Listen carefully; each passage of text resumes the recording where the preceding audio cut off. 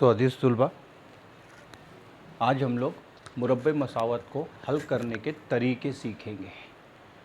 तो मैंने आपको पिछले लेक्चर में मुरब्बे मसावत के 3 तरीके होते हैं, ये मैंने आपको बताया था।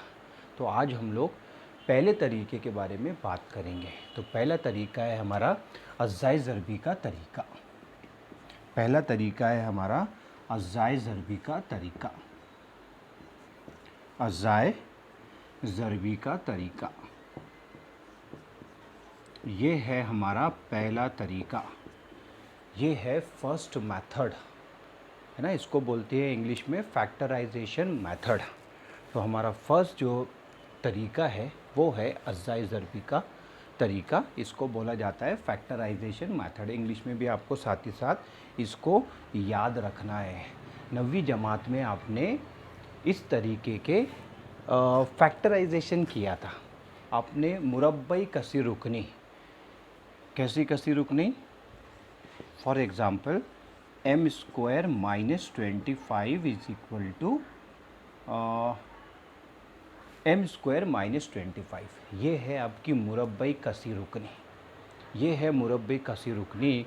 और इसके आपने अज़्ज़ाए ज़रबी की थी। कैसे अज़्ज़ाए ज़रबी की थी, देखिए आप इसको, आपने इसको लिखा था m² - 5², ऐसे लिखा था। फिर एक फार्मूला है, एक ज़ाब्ता है। तो वो ज़ाब्ता क्या है मैं आपको बता दूँ। ज़ाब्ता है a² - b² is equal to होता है a + b × a - b। ये ज़ाब्ता बड़ा काम का है। ये जो ज़ाब्ता लिखा है ये बड़ा काम का ज़ाब्ता है, ये आपको हर जगह इस्तेमाल होगा। तो आप इस ज़ाब्ते को अच्छे से नोट कर लोगे कि a² - b² होता है a + b a - b। इसको कभी नहीं भूलोगे। अब क्या करो, ये ज़ाब्ते की मदद से इसको हल करो। तो इसकी अज़्ज़ाए ज़रबी क्या आना चाहिए, इसकी अज़्ज़ाए ज़रबी आना चाहिए m + 5 m - 5। ये आएंगे इसके फैक्टर्स, ये आएंगे फैक्टर्स m + 5 m - 5। तो ये आपने 9वीं जमात में इसको हल करना सीखा है। बस उसी तरीके से हमको मुरब्बई मसावत को अज़्ज़ाए ज़रबी के तरीके से हल करना सीखना है। तो चलो हम लोग पहला हमारी मिसाल लेते हैं कि कैसे हम लोग अज़्ज़ाए ज़रबी के तरीके से मुरब्बई मसावत को हल कर सकते हैं।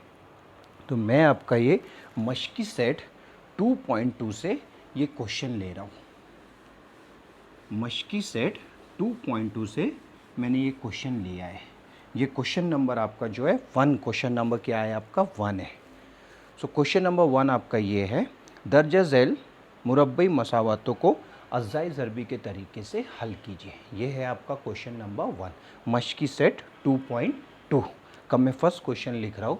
आप अच्छे से देखोगे, ये है आपका first question, x² + x - 20 is equal to 0। ये है आपकी दी हुई मसावत और इसको अज़्ज़ाए ज़रबी के तरीके से हल करना है। तो क्या करना होता है, इसका मेथड क्या है, इसका तरीका क्या है। तो यहाँ पर आपको 2 तरीके के मुरब्बई मसावत मिलेंगे।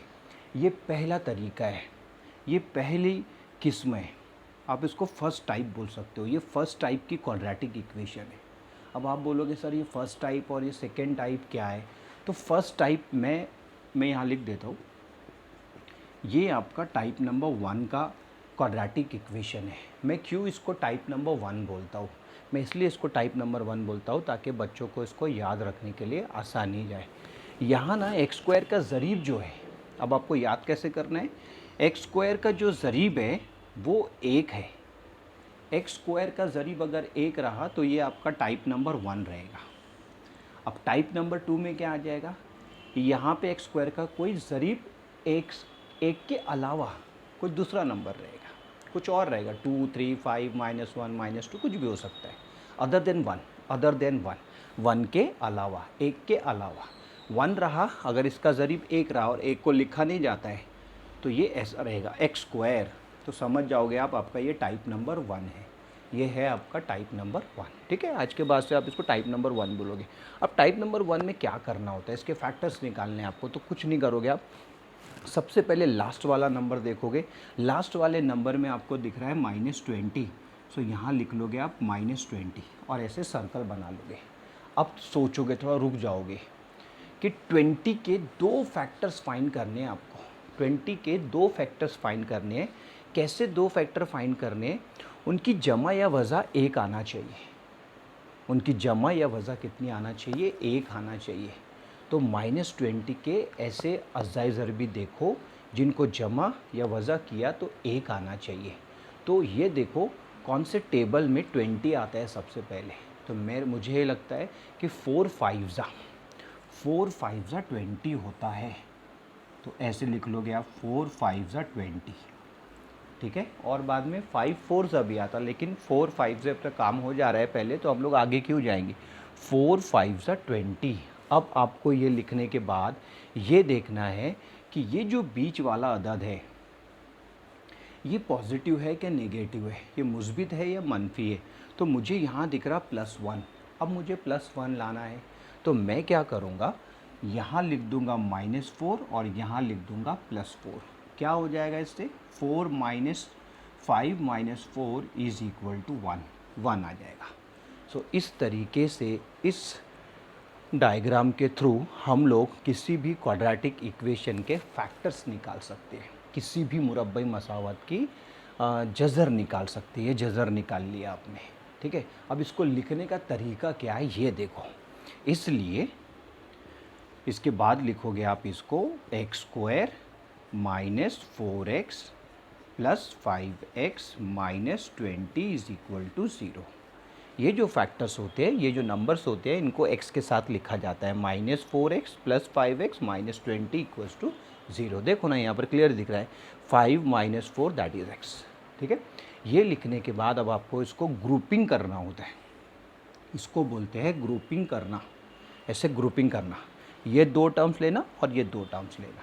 ठीक है, अब ये दोनों टर्म्स को आपको एक जैसे बनाना होता है, मसावी बनाना होता है। इनको मसावी कैसे बनाओगे? तो मैं क्या करता हूँ, हमेशा याद रखो टाइप नंबर 1 में ये दोनों टर्म से x कॉमन आएगा। x क्या आएगा? कॉमन। तो x कॉमन लिया तो क्या हो जाएगा, यहाँ से बच जाएगा x और यहाँ से बच जाएगा -4।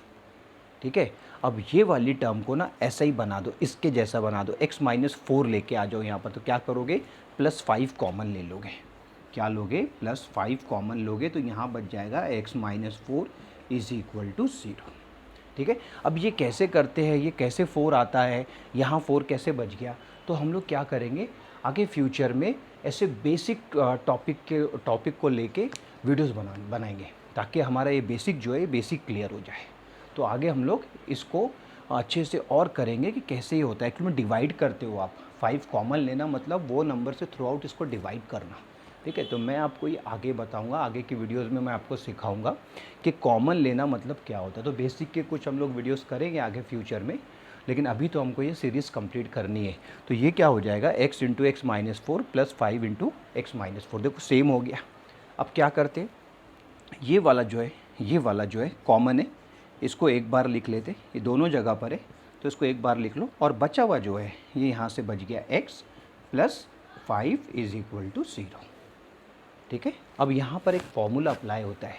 ये फॉर्मूला भी आप याद कर लो, a × b is equal to 0 होता है। बहुत काम का फॉर्मूला है, आपके आगे आपको बहुत हेल्प करेगा ये 11th-12th में। a × b इक्वल्स टू 0, तो यहाँ से आप बोल सकते हो a इज़ इक्वल टू 0 और b इज़ इक्वल टू 0। ये एक फॉर्मूला है। जब भी दो क्वांटिटी का प्रोडक्ट होता है तो उसका मैथमेटिकली मीनिंग होता है कि फर्स्ट वाली क्वांटिटी 0 रहेगी और सेकंड वाली क्वांटिटी दोनों एक साथ 0 नहीं हो सकती। ठीक है, जैसे यहाँ पर ये इसको a मान लेते हम लोग और इसको b मान लेते, तो क्या होगा, और दोनों के बीच में क्या है, ज़रब की अलामत है। तो आप इसको लिखोगे x - 4 इज़ इक्वल टू 0, या लिखना बहुत ज़रूरी है, x + 5 इज़ इक्वल टू 0। सो यहाँ से आपकी x की वैल्यू आ जाएगी x इज़ इक्वल टू 4 या x इज़ इक्वल्स टू -5। इसे बोला जाता है अज़ाई ज़रबी का तरीका। ये निकाल लिया आपने इस मुरब्बई मसावात के जज़र या हल। जज़र या हल, इंग्लिश में इसको बोला जाता है रूट्स और सॉल्यूशन। ये इसका सॉल्यूशन है। और आपको मैंने सेकेंड लेक्चर में बताया था कि हल का मतलब क्या होता है। अब ये हल का मतलब ये होता है कि ये जो कीमतें हैं एक्स की, ये दी हुई मसावत को मुतमईन करेंगे। तो आपको एग्ज़ाम में क्या कर रहा है, एग्ज़ाम में आपको चेक करके देखना है कि क्या ये एक्स के वैल्यूज़ इस मसावत को मुतमईन करते हैं या नहीं। तो तुलबा इस तरीके से अज़ाई ज़रबी निकाली जाती है किसी भी मुरब्बई मसावत की। तो आज हम लोग ये एक टॉपिक के साथ हमारे लेक्चर को यहीं रोक देते हैं। अगर आपको ये वीडियो अच्छा लगा तो इसको लाजमी लाइक और सब्सक्राइब करें, ताकि मैं फ्यूचर में ऐसे वीडियो बनाता रहूँ। जब तक के लिए अल्लाह हाफ़िज़।